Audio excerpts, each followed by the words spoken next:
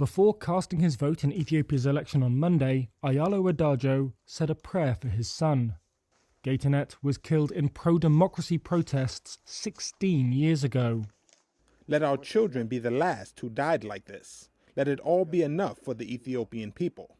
Ayalew's life and the tragedy it has contained reflects Ethiopia's tumultuous political history. He was born during the reign of Emperor Haile Selassie, last of a line of kings who traced their blood back to the biblical King Solomon. Ayalew remembers streets filled with soldiers and helicopters flying low in 1974. A military coup had ousted the emperor.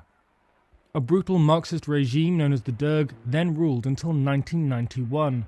That was when rebels, spearheaded by fighters from the northern Tigray region, seized power. They were the Tigray People's Liberation Front.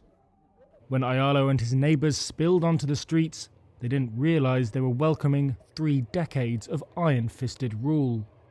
When the previous regime came into power, we Ethiopian people thought it would be something better than the Derg.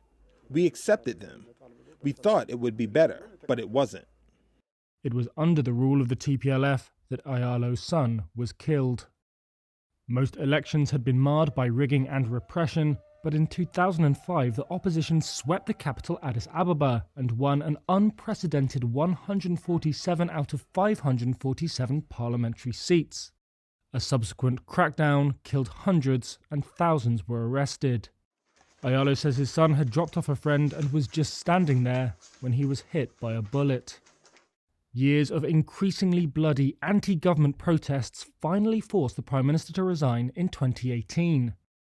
Abiy Ahmed was appointed Prime Minister by the ruling coalition.